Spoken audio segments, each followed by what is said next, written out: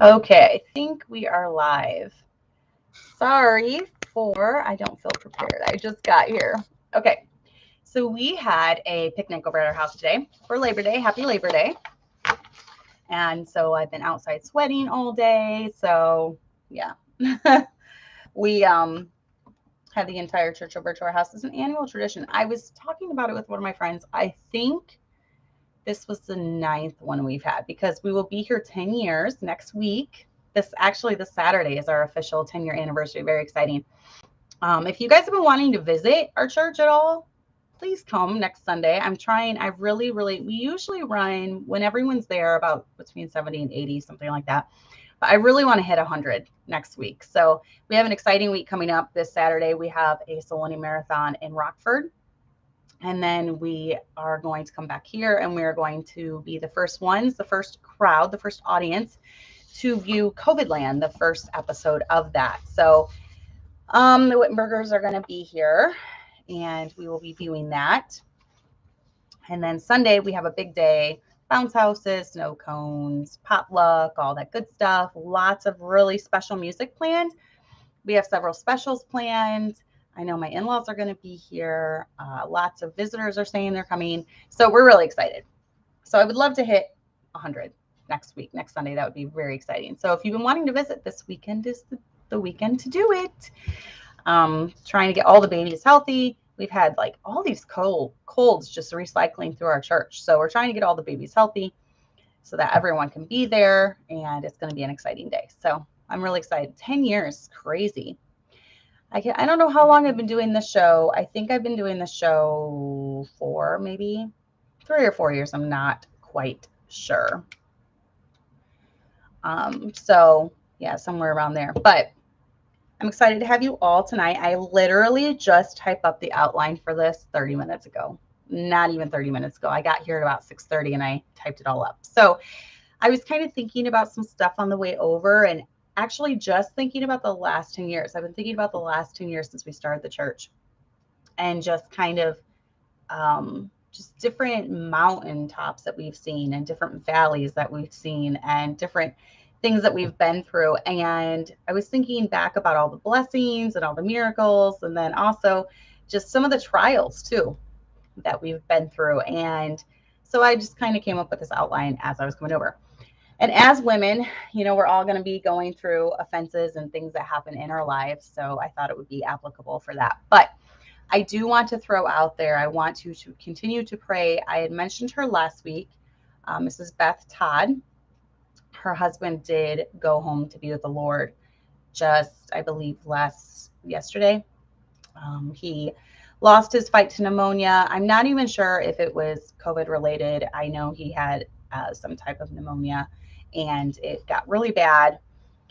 And then his quality of life was not going to be very good. He was going to have to go get a tracheotomy, I believe, and be on the vent because he was on the vent for so long. So really pray for her. We'll pray for her family as they're going through this loss. I'm hoping that she will give me her address. So if you're listening to this, Mrs. Todd, I'm hoping that she will give me her address so I can put it in the Gently Led Sisters group.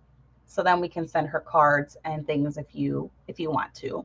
Just be praying for her though. I know if you're praying for her, she can definitely feel your prayers over the next few days as she makes funeral arrangements and all that stuff. And they're still doing with all this COVID stuff. I'm not sure how the restrictions are where she lives.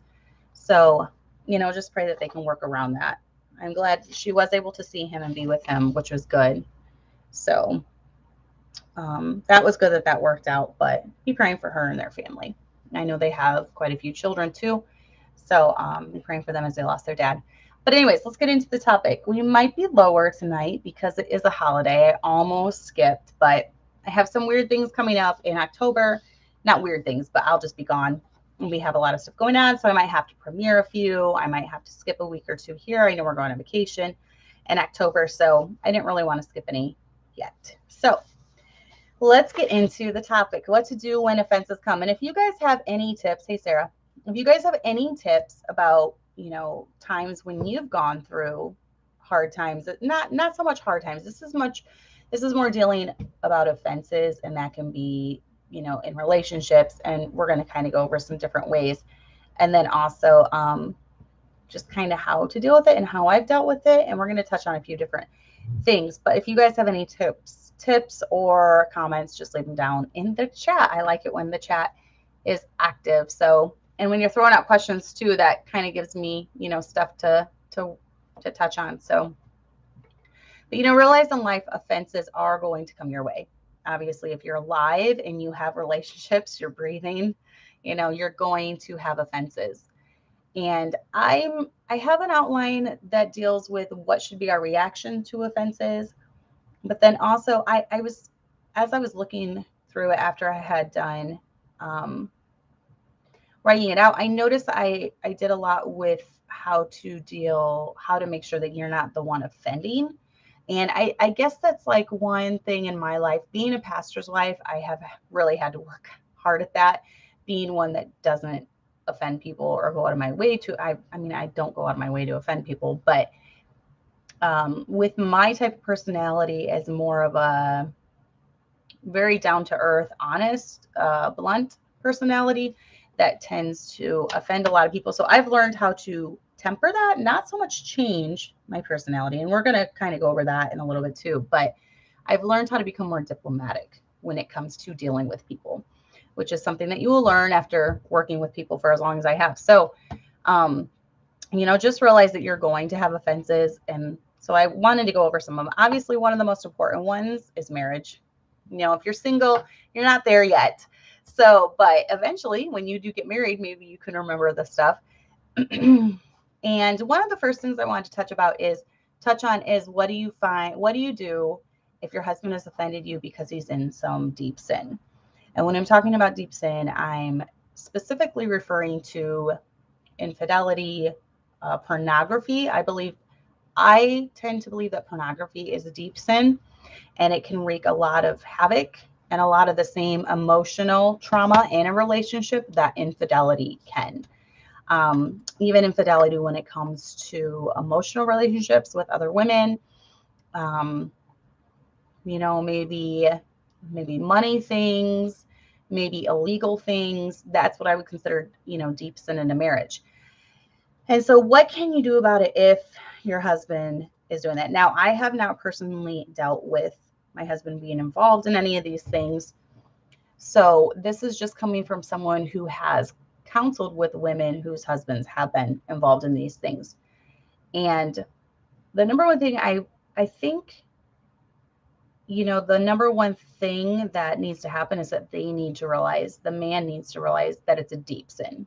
A lot of times he's not going to fix it if he doesn't recognize the severity of it. And I really think that starts with, number one, if he's a Christian, the Holy Spirit working on him. So as the wife, definitely be praying. If he is found out, tell him how it makes you feel, obviously, and how it hurts you, for him to be looking at those things, or, let him know how you feel. But when it comes to repentance, rehabilitation, restoration, different things like that, now there are different guidelines for different men. So what I'm saying is, I believe that if a pastor has committed one of these deep sins, such as infidelity, that he is disqualified because he's not ruling his home well. So I don't think, personally, this is my belief, I don't think he should ever be a pastor again. He's ruined his chances for being a pastor. He's not qualified any longer. But I do believe that for, a Christian, obviously God can forgive any sin. So God can forgive the pastor of that sin. But I do believe that he has been disqualified from his position of authority, if that makes sense. Now, if it's a Christian in the church, obviously that needs to be dealt with. Sin, if there's adultery going on in the church, that's not supposed to be going on. So, after a time, I have seen people that were church disciplined and asked not to come back and they were repentant and they got it right with their wife, and they were eventually allowed to come back. But one thing that I've seen working is for the husband to realize the severity of it. They did separate, the husband and wife did separate for a time. and they slowly worked on rebuilding their relationship. Now, this isn't going to work with everyone, and this is just what I've seen work. So obviously you need to do what your husband and pastor suggest. But they did separate for a time as far as moving to different homes. And then they slowly started working on it as far as like phone calls. He was very repentant. He completely cut off the other woman, no contact at all with the other woman to show that he was repentant. Went to date nights, went to moving back in eventually. So that I have seen that work. I've had a lot of questions lately about divorce. I take a pretty hard line stance when it comes to divorce. I believe marriage is for life. So, but I do believe that separation serves its purpose if it's a very, very deep sin. Now, when it comes to something that's illegal, you need to, I would suggest turning him in, reporting it to authorities. And then, if he goes to jail or serves time for it, obviously that's not good for the children in the home. So his sin will affect your entire family. And that's tough though. That's a lot of responsibility on the wife, but that's what I would suggest. If it is illegal activity, or if he has abused someone or done something like that, definitely turn him in. So, but there can be restoration. I have seen it personally. I would suggest counseling and accountability first and foremost. If he is truly repentant, if it comes to something like pornography, have him be accountable to someone in the church. There are programs you can get. I know there are ways to bypass it, and if you really want to sin, you're going to sin. There's just no way around that. But there are programs like Covenant Eyes. Wow, I can't think of the names. If you guys remember the names of the other ones, go ahead and leave it in the chat. But there are names of accountability things that you can put on your computers and your devices. I know one couple has one where every site that he looks at is emailed to her phone, so she instantly sees whatever site he's looking at. So there's different things like that you can look to if he's truly repentant and wants to change. So, but what about when it comes to day-to-day offenses? I would say with your husband, I don't think most husbands, at least mine, I don't know, I guess every husband's different, but I don't think most husbands set out to like offend their wife. I believe that most husbands want a happy home. And so they don't really want to go out of their way to offend their wife. So try to just have thick skin. Obviously, for us as women, there's going to be times of the month where we're a little bit more sensitive. And maybe tell him, say, I'm in a really emotional time of the month. Can you please just take it easy? Just tread lightly with me. Try not to, be extra nice to me. The husband is supposed to love the wife as the weaker vessel. So he should realize that we do have hormones that we deal with, and we need to be handled gently at certain times. So, maybe just be open in your communication with him. And, there's going to be a lot of times unintentional offenses are committed. And if it is truly unintentional, he just doesn't know it, tell him. Don't stew about it. Obviously, I'm not the type of person that just kind of stews about things. If there's a problem, I usually let my husband know. He doesn't have to wonder what I'm thinking. That's not my type of personality, but a lot of women, they just expect their husband to be mind readers, and they let it build and build and build until they finally explode. And he's like, I didn't even know anything was wrong. So don't make your husband be a mind reader. Definitely let him know what's going on. Let him know if maybe he said something he didn't mean to offend you, different things like that. But I would say, compromise on some things. If it's something that you can make peace with in your home, then make peace with in your home. Hi, Chanello. Hi, Angeli. I know. Sorry, guys. I didn't do the text. That is done. So I might look into something cheaper, but then I'm going to have all of you resubscribe. So I'm just going to look at a few different options and see if I can get something a little cheaper than $30 a month. That was just too much to do. So, but I, compromise when it comes to the non-important things. Be willing to bend, be willing to keep peace in your home. You don't need everything exactly the way you like it. If you're able to keep peace in the home by compromising in some areas, then do it. You know, and I just wanted to give a shout out for those who are under abuse maybe right now. This is a subject I have not tackled on the show. I do not feel qualified in talking about this. And I don't do shows I don't feel qualified for, because I don't want to be a know-it-all when it comes to stuff I don't have any idea about. And this is one area I don't have any idea. I've never been abused. I've never been under abuse. I have a very easygoing husband who accepts all my flaws and all my personality and doesn't try to shove me in a box. And as far as my personality goes, not literally, and doesn't try to stifle me. He lets me be me. And I I don't have any experience in this. I don't really even have any close friends that have been under abuse. And if they're, I have had friends in the past that were, but I didn't know it. They didn't tell me. It was very private. They never opened up to me about it. I kind of suspected at times, but I could never get anything out of them. And that tends to happen with women who are going through abuse. They're not very open about it. They don't tell people about it. But I definitely want to advise you, if you are, please reach out to someone about it. I know for certain types, and I'm going to talk to victims in a little bit, because we have a no, here at this church, we take this very, very seriously, because there have been so many people hurt through religion, you know, through IFB, through Catholicism, through a Lutheran church, through every denomination, there's been people hurt. So at this church, we take things like abuse very, very seriously. And we have like a zero tolerance policy for anything like that here. And we take the cries of victims very, very seriously.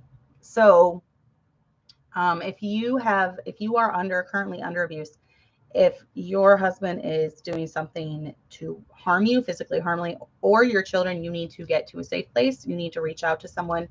You need to let someone know what's going on. Definitely don't put you or your children in a position where you could possibly be hurt severely. So I just want to put that out there. Eventually I might tackle a show on this, but it's a very, very tough, because like I said, I have no experience with it. I don't really know many people that have had experience with this, but it is a real thing and it does happen, especially in the day and age that we live in. So just keep that in mind. I can't urge you enough to get help. If you are married to someone who hurts you, definitely please get help. Please get help. Reach out to someone. And I believe that if you are a victim of some crime done against you, such as rape or physical violence, you tell your pastor and his wife. They are mandatory reporters. I'm pretty sure for Illinois, if anyone comes to me about abuse, I am required to tell, which I gladly would tell an authority about that. So I do believe you are a mandatory reporter. If you are in a position like a pastor, he is a mandatory reporter. He can get in trouble if he doesn't tell someone about it. So those are just some tips for marriage. If you guys have any more tips, hi, Sarah. If you have any more tips, go ahead and leave them down below. So, Sarah, I saw you in the COVID land. You looked very nice. It's very nicely done. Paul did a good job with it. So, very nicely done. Okay, so let's talk about friendships. We're going to have events come in our friendships. One of my tips is obviously talk about it. Once again, as women, we can kind of try to maybe sweep it under the rug. Maybe we don't want to deal with it. But when it comes to relationships that are very special to us, I believe we need to try to work through those and, talk about things. Now, I will say, my best friend and I have never had a fight. So we have never really we've talked. We're very good at, we're so close. We can kind of tell what each other is thinking, but we know each other well enough that we know that we have different stands on different topics, different things, but it doesn't bother us. And we're able to just talk and just talk about our differences. So it's awesome if you can have a friend like that. There are friendships out there like that. I've had a couple friendships like that where we never have had a disagreement. Because even though we have different opinions, it doesn't cause a disagreement, if that makes sense. So we're able to just talk about it. And ideally, that would be great if every relationship was like that. If they were able to just talk about their differences and not get offended, not get hurt feelings. Ideally, if everyone could just act like adults, that would be great. So, yeah, how do you deal with wanting to end a friendship? I hate conflict. I do too. It is really, really tough for me to end a friendship. And I've had some friendships in the past where we've been super, super close, like texting every day, texting every week. And I can we've had a rift or something, and I can kind of tell we're growing distant. And I don't have it in me to totally cut it off. So it's just like, well, eventually we kind of grow apart. We'll go from texting every day to every few days, and then every week, and then every couple weeks. And then it just kind of fizzles out. That's probably not good because I tend to like closure.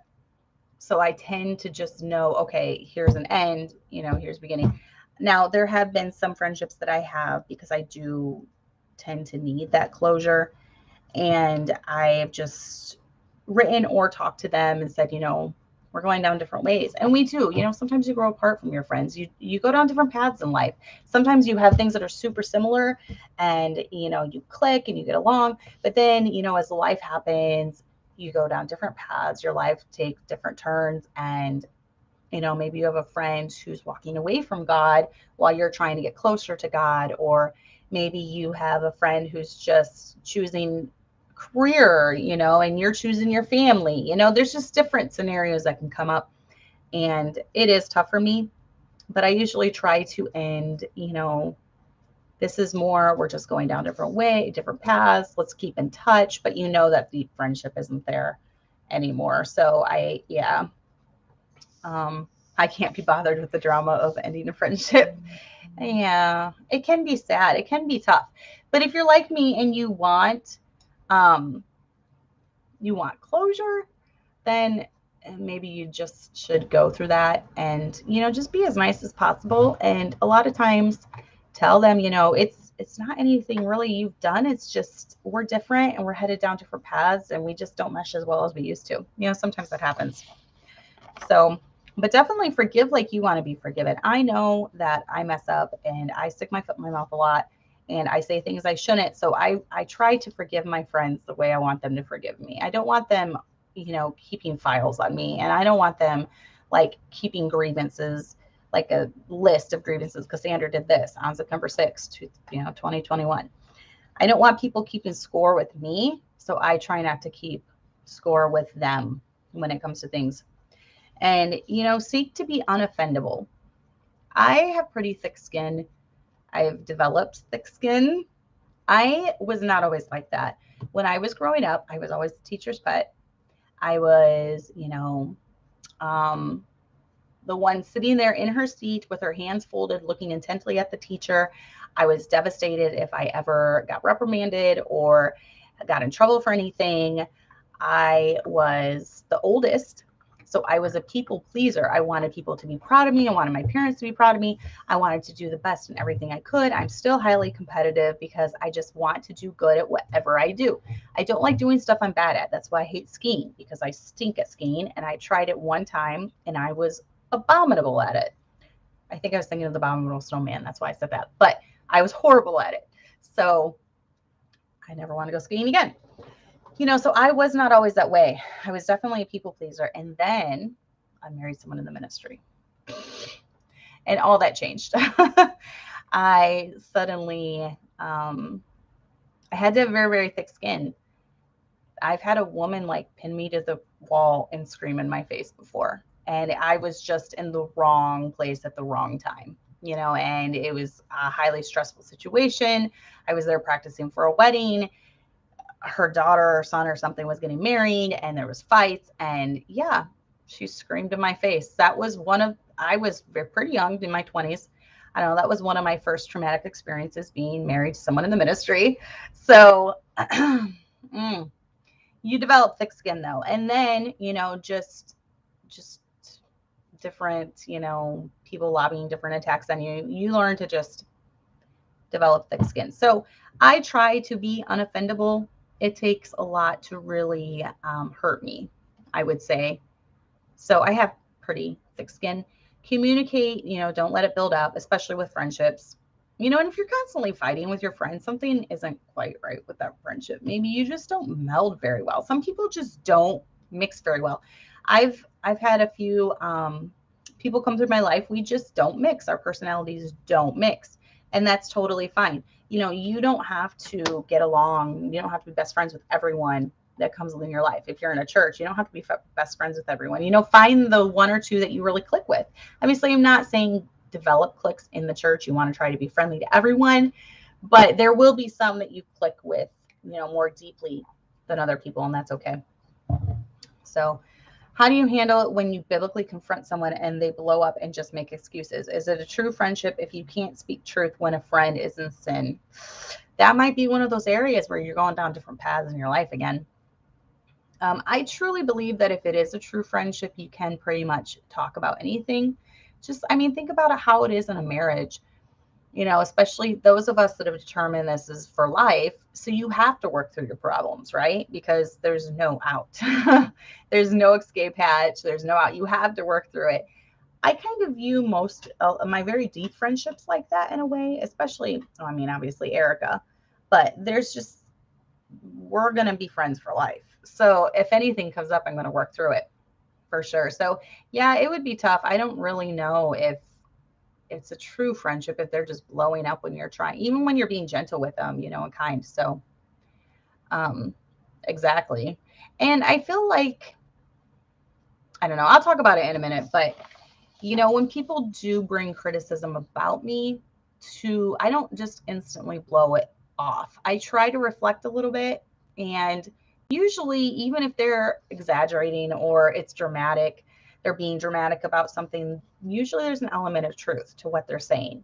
So, just try to reflect, try to do some inner reflection if people have a problem with something about you. Obviously, if it's something like your mannerisms, your face, your smile, your eyes, there's stuff you can't change. I'm talking about the things that maybe are abrasive to them. So, but yeah, embrace the differences, because there will be differences in your friendship. Not everyone has to be exactly like you, and that goes with the next topic, talking about church. Church is one of the biggest ones for me because I'm with our church people all the time. And any of my church ladies watching, Sarah, knows that, like, even these last 2 weeks, we're like together all the time. So we had a girls' sleepover Friday night, and then we were here all day Sunday, and then today we were together all day, and then we had the So Anything Saturday in COVID land, and then Sunday we had Wednesday service. So we're together all the time. So when you're together with someone, you're really going to get to know them and a lot of their annoyances, and me included. I'm sure I annoy people too. My annoyances are going to come out, and we're eventually going to get under our skin. And I would consider the relationships in my church close relationships. I care about them.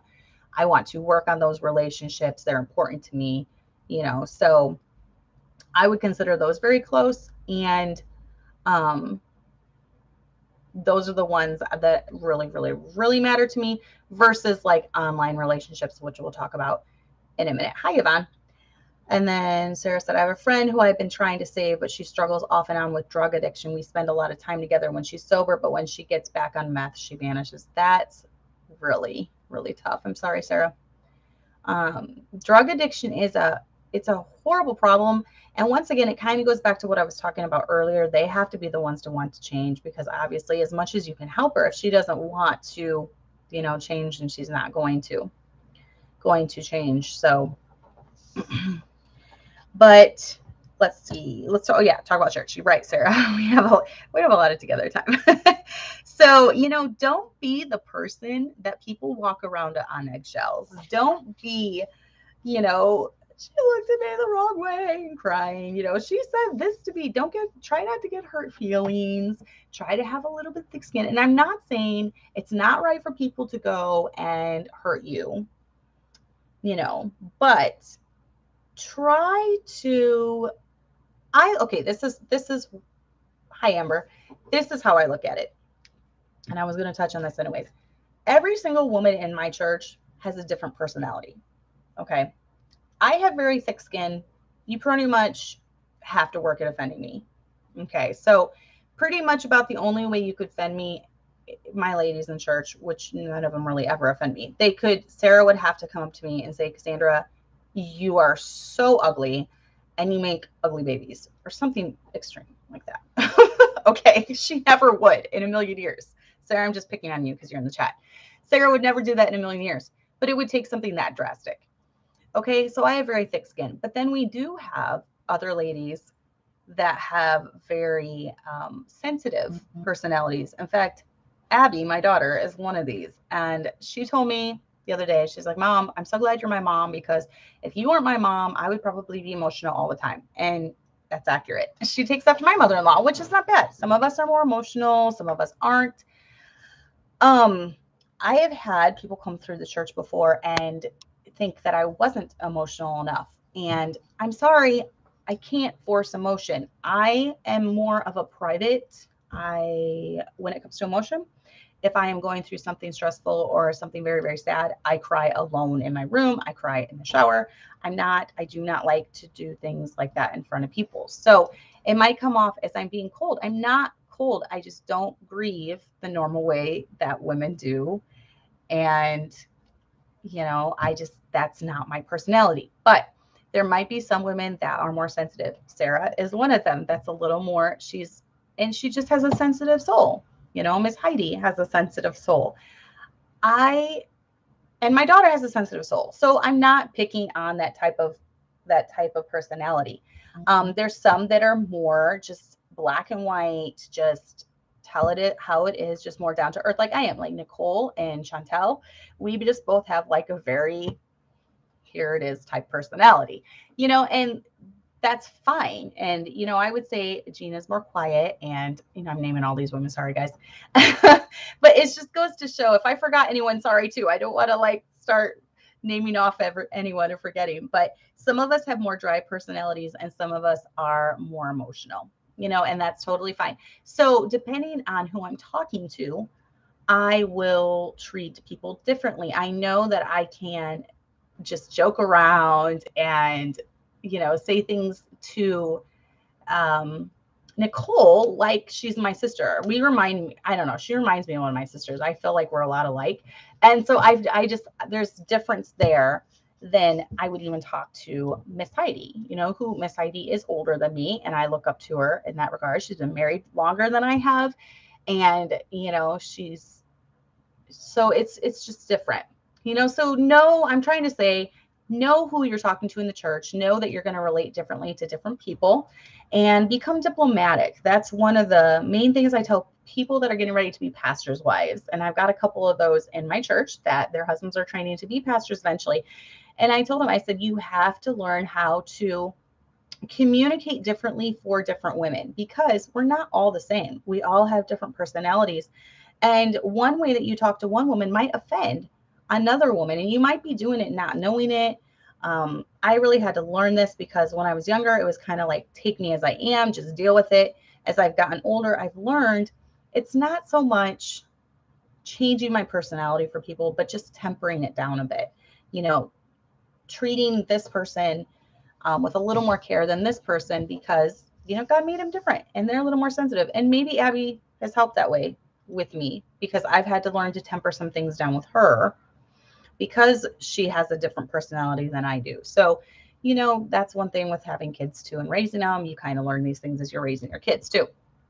So, just try not to be the one that people walk around on eggshells around you. Try to be gracious with people and patient with people. And if there is an issue, definitely talk about it with them kindly, and most of us want to get along with each other. We don't have anyone in our church right now that is trying to cause division or, gossiping or anything like that. So most of us want to get along with each other. So, don't take your bad day out on others. We're all going to have bad days.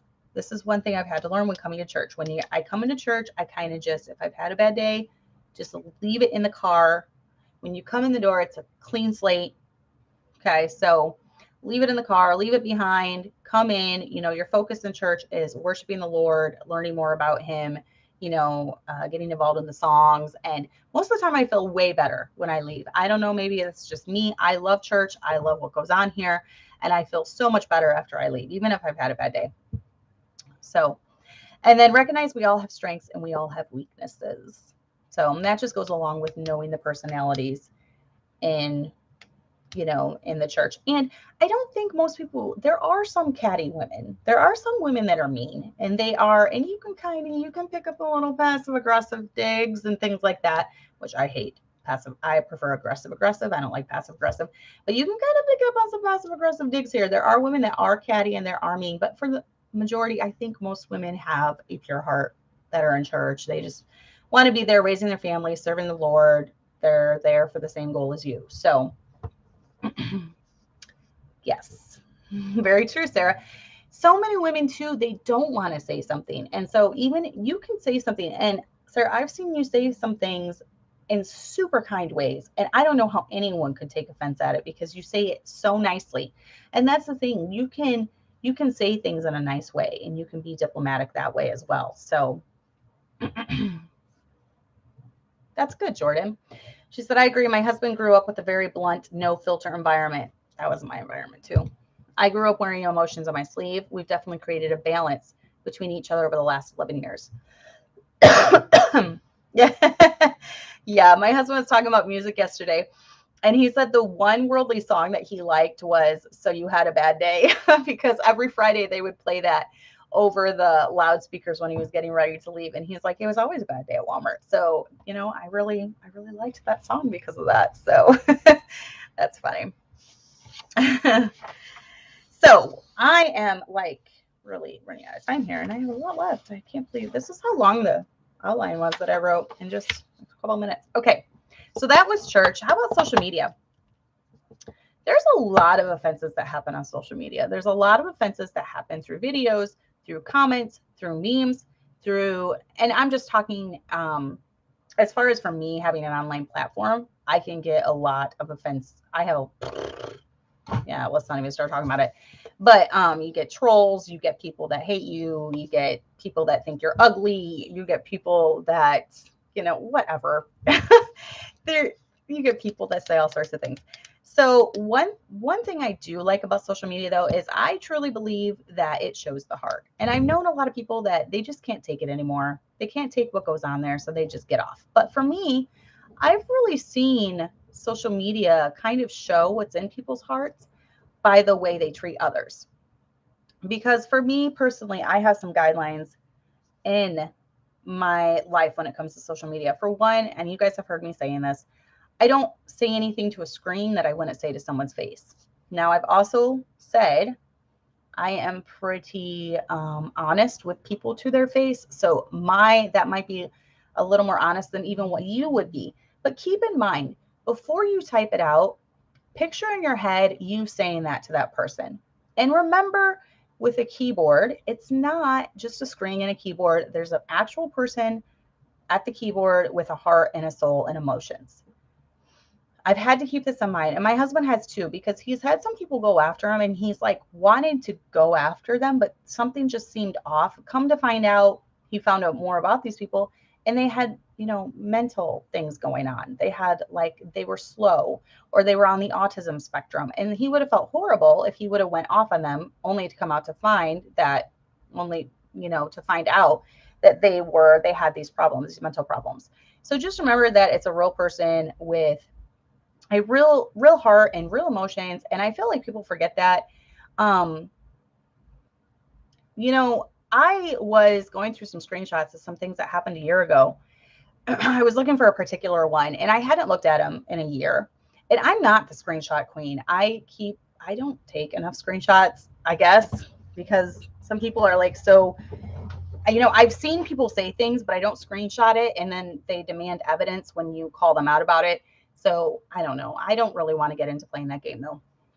So I'm not the screenshot queen, but I was going through some particular ones because it had directly to do with memes and things made against my husband and I about a year ago.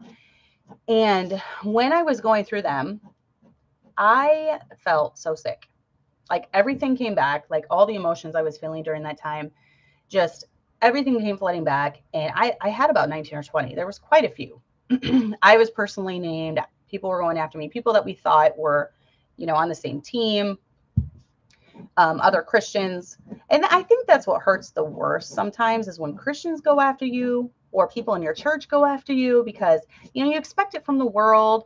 But as Christians, we're supposed to be tenderhearted and compassionate and forgiving each other. And then you've got all these people, picking, I don't know, making crazy memes with crazy girls and saying it looks like Cassandra and she's crazy and, just horrible things. But all that to say, if you take screenshots and it's something bad, like your people are saying horrible, nasty things about you, don't do what I did. And, I was looking through them for a specific reason. But I felt so sick after I reread, and it just brought up all the feelings and all. I felt so sick after looking through it. I would rather just forget that stuff even happened. I would rather put it out of my mind forever and never think about it again. Because, and my husband says the same thing. He wants to think the best of people. He wants to think good of them. And he doesn't like knowing that this kind of stuff is in people's hearts. So if you're like me and you take screenshots, I would recommend just when it comes to social media, have some guidelines. And I have some guidelines in my life. If I see people attacking my family, and this was after, I don't know, last year. If I see people attacking my family or my friends, I'm just going to delete them.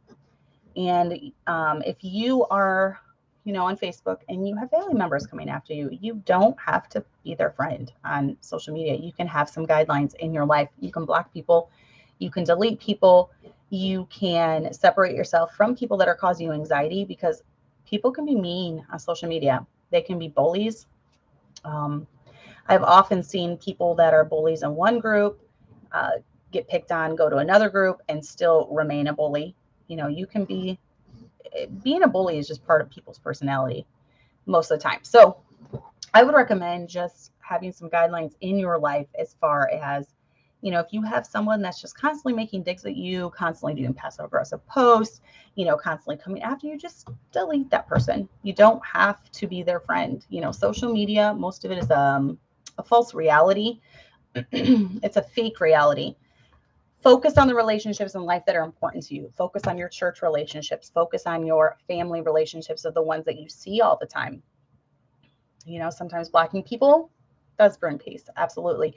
Focus on those that you are surrounded with in real life, not people that are in Alaska or Hawaii or, all across the world in Afghanistan, who knows, China. Those aren't the people that deserve your focus. They're going to drain you. They're going to mentally exhaust you. Just cut them out of your social media platform. That's what I would say. So it does hurt your heart all over again. And that's what I felt when I was rereading this stuff. I'd forgotten about most of it. And then when I started reading it, I was like, oh my goodness, this was so bad. It was so bad. And my heart just hurt again. And I'm like, oh, that's awful. This stuff is awful. So exactly, Amber. And she said, had to block my Nana's husband this week because he was trying to cause issues. I don't need drama, especially when I'm about to have a baby, especially then. Exactly. Know your limits. Know that you're about to have all this postpartum stuff and you don't need to be reading all this drama online, So, and I agree, Yvonne. In real life, relationships are what truly matters. Exactly. And I had some of my friends tell me, I was kind of telling them about it at church and they were like, Cassandra, you need to just, if that happens again, just delete. Don't interact anymore, just delete. And they're right. You don't have to continually, have people coming after you or saying horrible, nasty things to you. You can delete them or block them. So remember on social media, you don't have to have the last word. This is a hard one for me because as women, we want the last word. I've just had to leave the conversation and just don't worry about it anymore. And then don't keep track. Like I said, I'm not the screenshot queen, so I don't have files on people.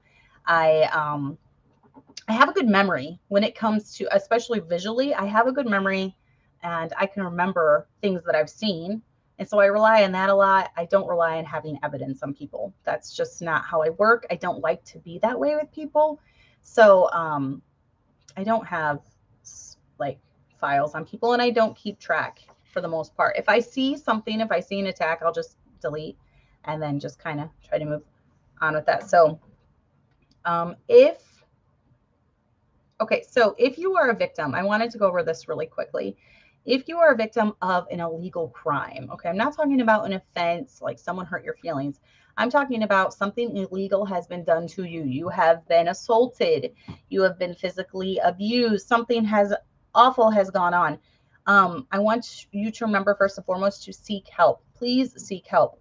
Like I said before, if you tell your pastor or his wife, they are mandatory reporters. Anyone that's in a position of authority, such as a school teacher, a pastor. I think even in churches, if you go to somewhere that has Sunday school teachers, they might be a mandatory reporter. I'm not sure. I would have to look at the laws in Illinois. If anyone knows those, go ahead and put them in the comments. But seek help from someone. Don't suffer in silence, especially if it's ongoing. Please seek help. Talk to your pastor and his wife. Prepare your kids so they're not a victim and they don't keep silent if it ever happens to them. I try to be very open with my kids about things like abuse and, just to make sure that they're prepared to come tell me if someone ever tries anything with them.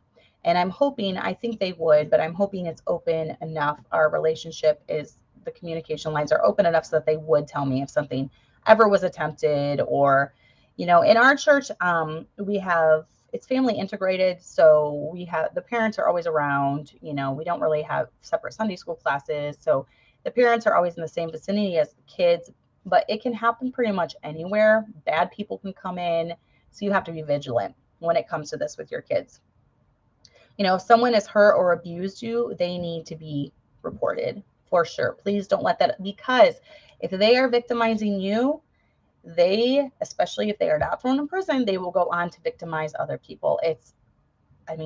Priests, I was just listening to a podcast back in the podcast of these lawyers that deal with abuse in churches. And they were talking about priests, how they used to, before this started getting press, before abuse started getting press, and being prosecuted, they used to just shuffle priests to different parishes. So they would have a priest that would get busted because he was molesting kids, and they would ship him off to another parish. And then it would happen again. There was one priest that they did, by the time it was said and done, 50 or 60 kids had come forward that he had abused them. So that's the main reason you need to stop the abuse. If it's happening to you, this is the offense. This is not something to take lightly. You definitely need to report it or get help, because they will go on to abuse others if they are not stopped. So I wanted to throw that out there. But what do you do if you've been offended? Okay, so I kind of dealt with, trying not to offend people. What happens, in churches, trying to get along with people, trying not to offend them. But if people have offended, this is what I try to do in my own life, because if I kept a list of everyone that has offended me, I would go crazy. And if I was constantly thinking about this stuff, I would be in depression and I would hate myself because, all these people have said this about me.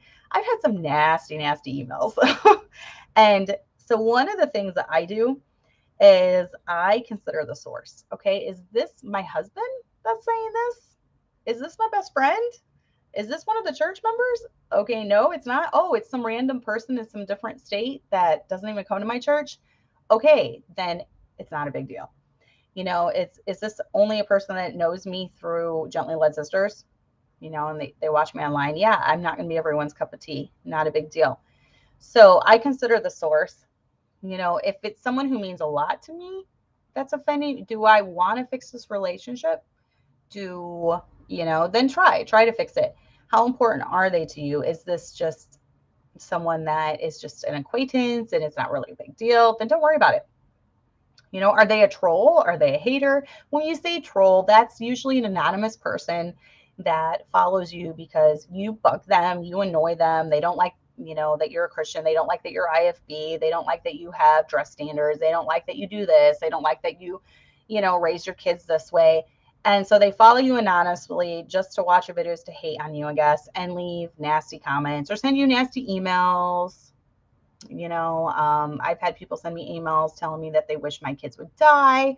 They wish I would burn to death. They wish, I don't know, I just horrible, vile things. So I've had a lot of those things. I delete them. I don't respond, and I move on, because it's a troll. It's someone who won't even back up their words with their name. So not a big deal to me. Now, you guys might not have as much of it, because if you don't have an online platform, but you will, you know, you're always going to have people that don't clash well. You might run into it on social media. Someone you don't know very well, maybe they're mean and nasty, you know, you might run into it then. But keep a small grudge list. Try not to keep score with people. Try not to keep a running list of things that they've done, because we're all going to offend each other. You know, remember all that Christ forgave us. I think of the story my husband just went over a couple sermons ago about the man that owed the great debt, and he was forgiven it. And then he went out and he didn't do the same for the guy that owed him at this tiny piddly debt. You know, think of all the debt that Jesus Christ paid for us on the cross. He forgave. The moment that we accepted him and we believed on him, he forgave all our past sins, and he forgave all our present sins that we're going to commit, because we're not going to be perfect until we see that blessed hope, until we become like Christ. So, yes, it was, Angeli. Good. Yes, it was definitely from the most loving and accepting community out there that we will not name, but that they are supposed to be the most accepting of everyone. But no, they wished horrible things of me, my kids. You know, don't think about it. Don't go to bed. You know, there's verses in the Bible that talk about being able to sleep at night, and don't let it run through your head over and over and over again enough that it's keeping you awake at night. For me, I'm so exhausted from raising 8 kids. I fall in bed and literally 30 seconds later, I'm out. So I don't have that problem. But I have noticed when I'm going through stressful times in my life, it will take me a little bit longer to fall asleep, because the house is quiet. You kind of have time to think about it. You know, you're kind of in autopilot throughout the day. So when you finally have time to think about it, it kind of hits. But just remember, a lot of times people exist just to cause you anxiety or make your life stressful, or it's their goal to hurt you, or it's their goal to make you emotionally, you know, traumatized by things. So don't let it bother you. You know, don't give them the satisfaction of being worked up about it, not being able to sleep about it. You know, they probably hit the pillow and went to sleep within 5 minutes. So don't give them what they want, basically. You know, don't keep looking at screenshots over and over again, firing yourself up. And then not everyone will like you, and that's okay. You know, not everyone that watches Gently Led Sisters is going to like me, and that's fine. Some people might think my advice is stupid, and that's fine. They don't have to follow it, you know. Follow the advice of your husband and your pastor and your friends, and, you know, you don't have to like the show. That's totally fine.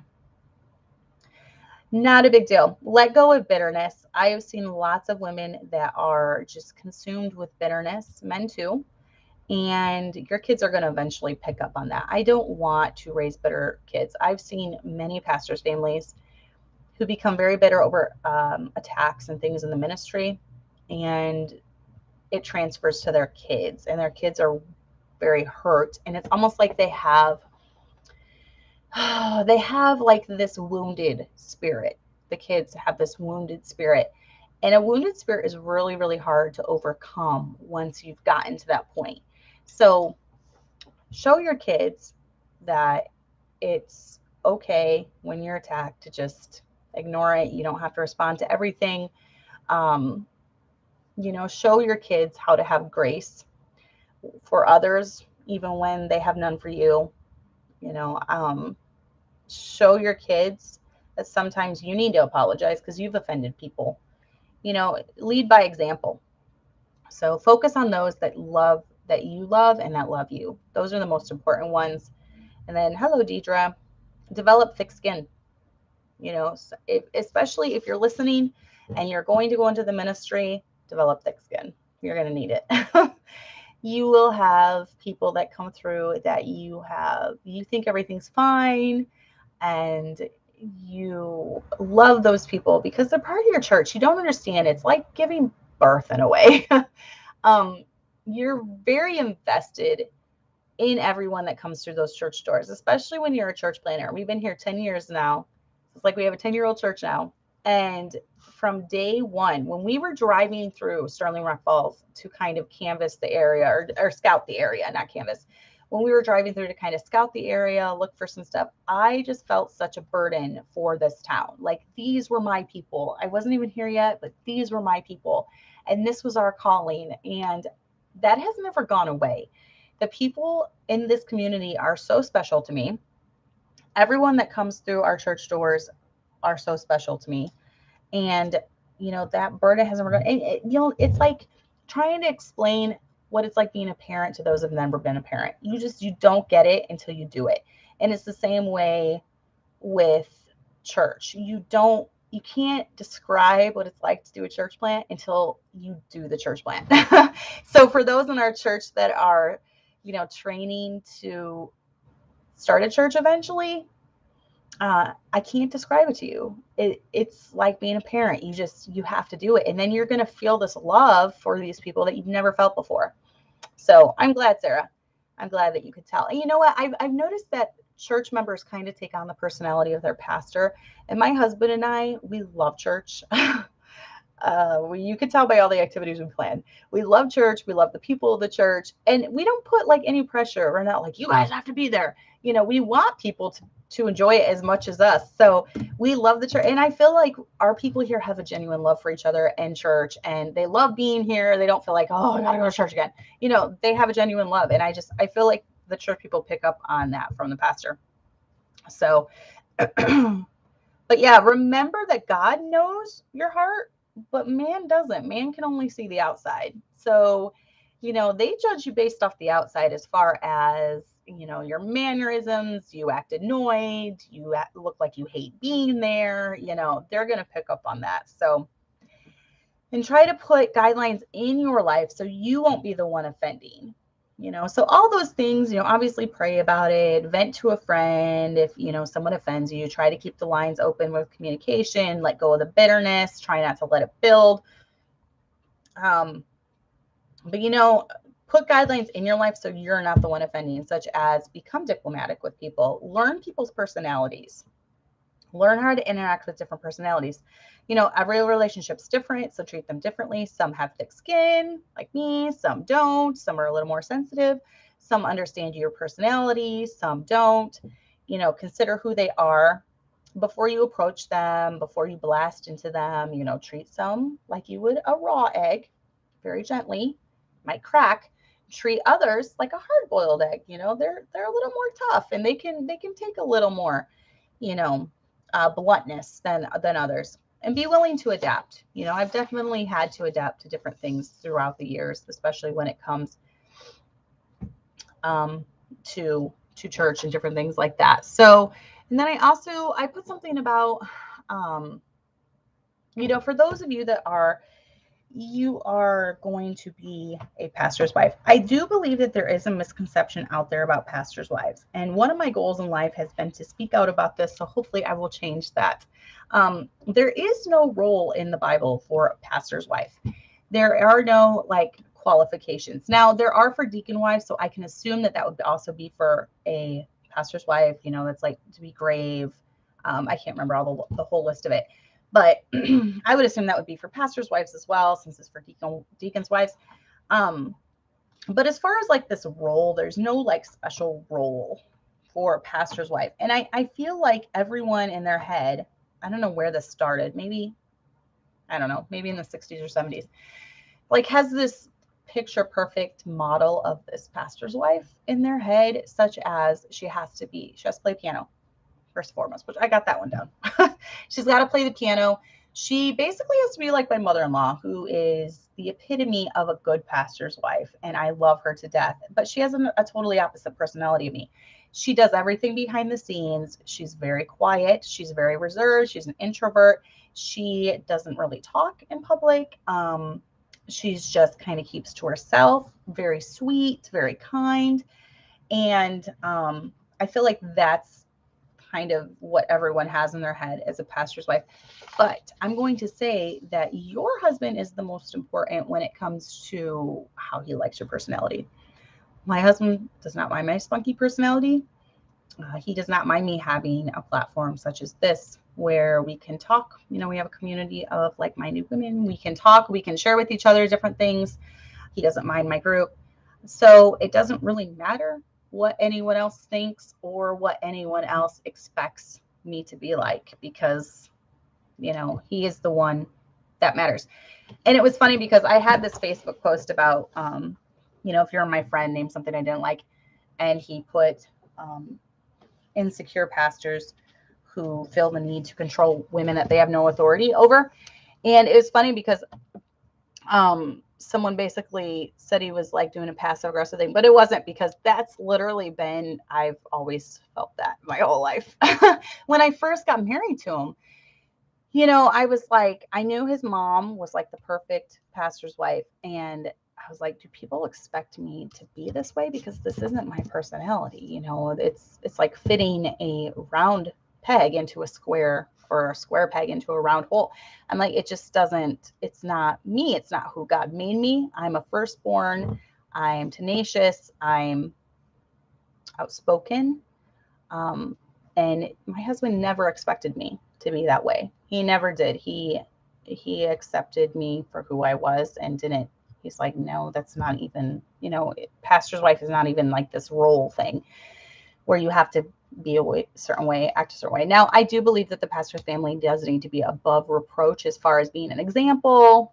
You know, your kids, you need to rule well and all that stuff. And I don't think it's going to make a pastor look good if his wife is, you know, obviously he's not ruling his home well if she's like, you know, in bars every weekend and ending up in the police reports and different things like that. But as far as just being, you know, having a different personality, being outspoken, I feel like too many people try to fit people into boxes that they don't belong in. So that is my little thing about that. And it's been one thing that I've just had to work through. I do have a very bold and blunt personality, so I have had to temper it, and that's okay. That's not changing my personality. It's learning how to get along with people. And as adults, we should be able to learn how to get along with people. I feel like sometimes when I see some of this fighting go on, I don't know if you guys feel this way, but think as parents, Sarah, you're about to find out after you have your baby and they get a little older and they start fighting. You think of parents like how it drives you crazy when your kids fight constantly. And sometimes I feel like God is just sitting in heaven being like, really, guys, you're all saved. You're all, you know, soul winning churches, you know, you're whatever. You're so much alike. Why are you fighting? You know, why can't you get over this difference? Why can't you get over that personality difference? Why can't you learn to get along? And I feel like God is that way in heaven, you know, thinking that like, why are they fighting? Why are they, you know, making those memes again? Why are they all on the same team? What are they doing? We have so many enemies in this world out there. So many. Why are Christians fighting that? So learn to not be easily offended, but learn not to offend other people too. You know, learn how to temper your personality, learn how to be diplomatic, learn how to forgive, learn how to keep a short list of grudges. You know, there's so many things that we can learn from this. And I'm sure I missed some, and I probably misspoke when it came to other things, but I don't really, with the exception of the points that I say, I don't plan this all out in my head when I come every week. So I'm kind of just, a lot of this is just sharing my heart. So hopefully I don't say too much, but if you're just here to watch me because I drive you crazy, well, I hope you enjoyed the show. And if you're here because you genuinely like me and I genuinely like you and we're friends, I hope you enjoyed as well. So give me some topic ideas. You know, this came from my heart. I was just kind of thinking over the last 10 years. And we've had a lot of battles, but we've had a lot of miracles. I mean, look at the place we're in now. it's amazing. Our church is awesome. We have such a great group of people here. We're growing. God's doing great things. We've had more people saved this year than ever. This is our biggest soul winning year we've ever had. We're a small church of 60, 70 people, but because of just the faithfulness of soul winners, we've had over 400 saved this year. So we're getting out there, boots on the ground, going out, winning people to the Lord, and He is blessing. So I am thankful for all of you.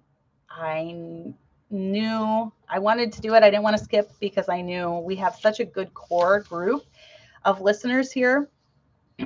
Even if you're a troll, you know, you're lending to the listening time. So we have a good core group of listeners here, and I like it. I enjoy my Monday nights with you guys. So it's fun to talk to all of you. I love interacting with you on the chat, and leave some comments. Faithful trolls, that's what they are, good old faithful. So just contribute to the chat, to the comments, like, subscribe, all that good stuff. So that's sweet. Thank you, Linda. I feel like I babble sometimes. I do watch myself sometimes just to make notes on myself because I have that type A personality. I don't like saying I don't like having pauses. I don't like fuddling over my words. So I'll watch myself just to see how I'm doing and then give myself mental notes because I'm always trying to be a better speaker.